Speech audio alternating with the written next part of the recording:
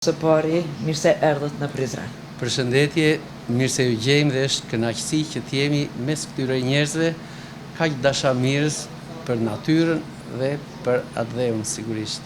Doktor, çfarë do të na thonit ju për hapjen e lokalit të 10 të bioprodukteve Merja në Kosovë?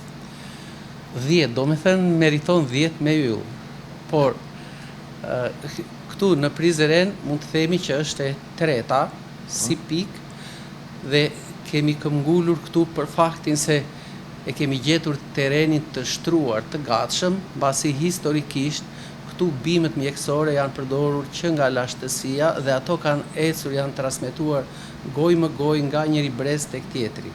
Pra, ashtu siç ato muret e gurta kanë transmetuar historinë, ashtu siç ato rrugët e gurta kanë transmetuar atë ritmin e jetës me atë trokun e këpucëve mbi kaldrëm, dhe ato guriçkat e anash të mbushura përplot me bimë mjekësore kanë ditur që të transmetojnë ritmin e jetës dhe njëkohësisht ritmin e shëndetit.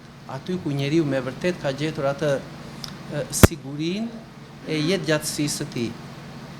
Aty ne kemi hapur këtë pikë të 10. E pse pikërisht në South Park pika e 10?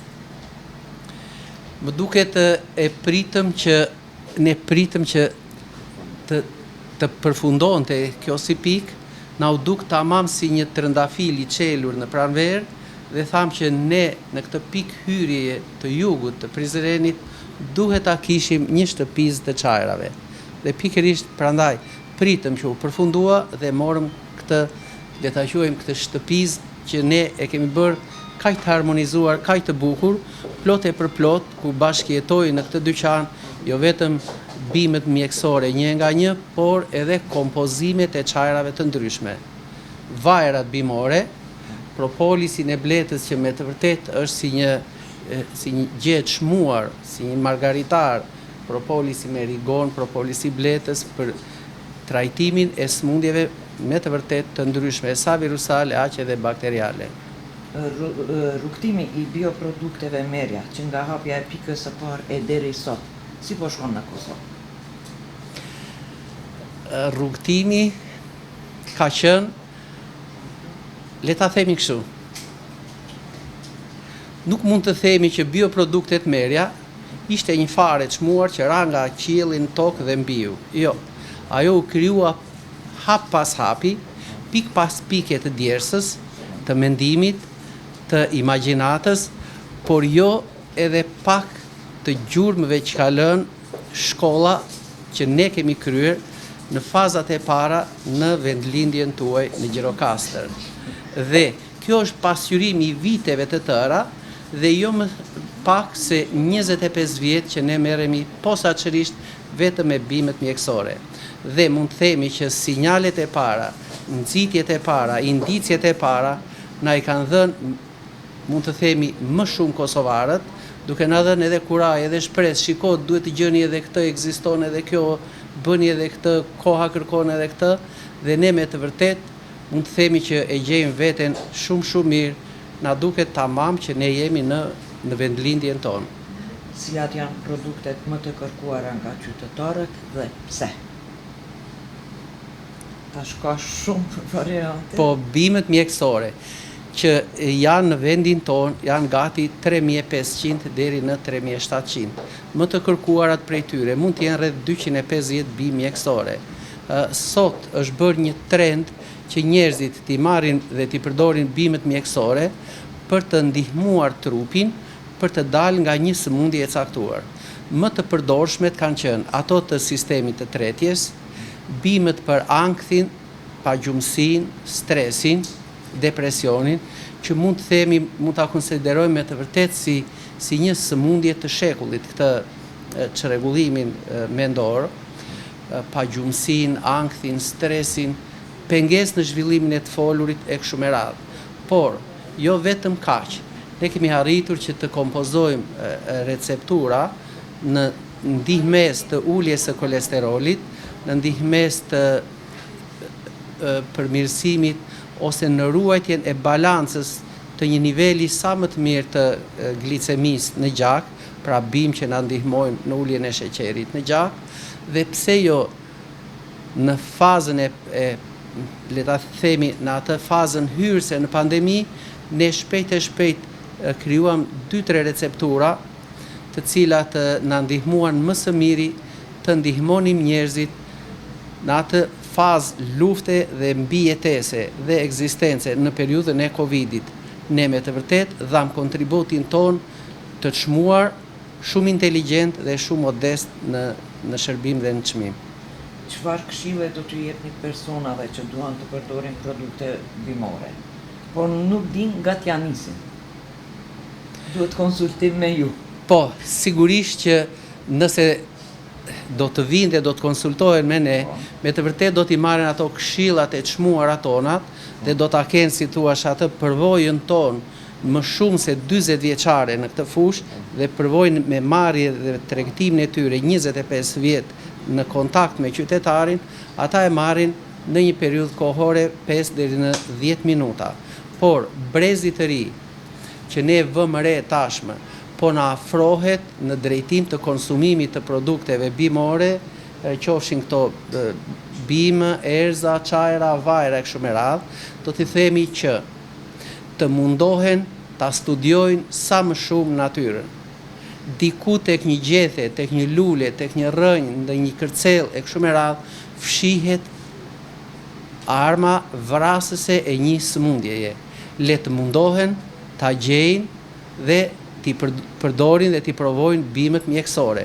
Nuk do t'ju themi përdorni pa kriter, provoni pa kriter, mbasi shumë universitete sot japin informacione mbi vetit, përbërësit kimik të një bime mjekësore të caktuar.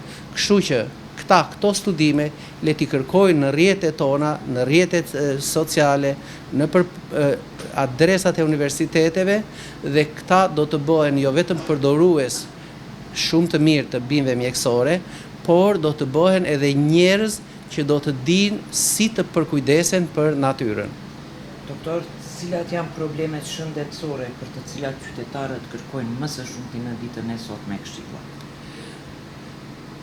Mund të fillojmë që nga sistemi tretës digestiv, që fillojnë që tek sëmundjet e gojës, të stomakut, të zorëve të holla, zorës së trash. Ky është njëri grupim.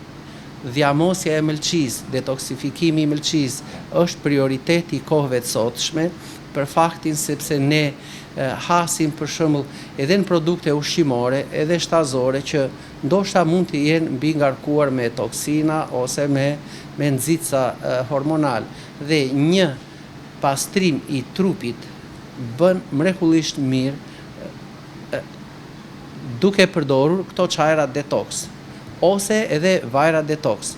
Një grupim tjetër janë ato që unë i përmenda më parë, çrregullimet e sistemit nervor. Jetojmë në një kohë me të vërtet shumë dinamike, shumë aktive, shumë e mbi ngarkuar, por e mbi ngarkuar edhe nga këto rrjetet, jo vetëm rrjetet sociale, por edhe në përgjithësi atmosfera e mbi ngarkuar me këto rrezatimet. Atëherë, detyrimisht që kjo mbi ngarkesë, kjo tej lodhje sistemit nervor kërkon një çlodhje, dhe natyra me të vërtet na i ka dhënë ato çlodhësat e tij që i japin ato sinjalet që kur është ajo pika e vesës së mëngjesit, që në pikën e vesës fshihet një lule dhe te kjo lule gjendet ajo shpresa e shpëtimit. Por jo vetëm kaq tek lulet, sesa edhe tek frutat. Për shembull, unë kam vënë re vitet e fundit që ajo shega e egër, për shembull, nuk është asgjë tjetër veç se një rubin i kuq për shëndetin e sistemit nervor. Cilat janë planet tuaja për zgjerimin e mëtejshëm të rrjetit bioprodukte merja në Kosovë dhe rajon?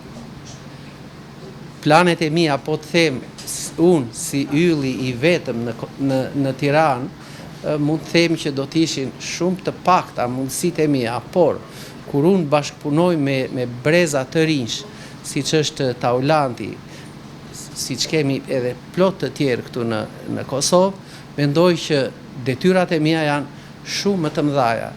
Mendojmë që do të shkojmë drejt përqafimit më shumë të metodave shkencore për përpunimin teknologjik të këtyre bimëve që edhe njerëzve t'ju vim më afër në drejtim të konsumimit të tyre.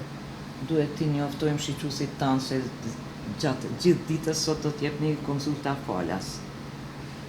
Falas dhe njëkohësisht Do t'jeni në shërbim të tyre edhe me çmime më të ulura sot. Faleminderit. Çfarë mesazhi keni për qytetarët e Prizrenit dhe të gjithë ata që do të vizitojnë sot lokalin e ri? Ne do t'i mirëpresim, stafi këtu është i mrekullueshëm. Unë që kur erdha e pash që në sytë e tyre reflektonte dritë dhe kjo dritë do t'jetë jo vetëm në ditën e sotshme, por çdo ditë. Ne do të dim t'i mirëpresim dhe do të dim se çfarë produktesh do t'ju ofrojmë për t'ju bërë jetën e tyre sa më të lehtë.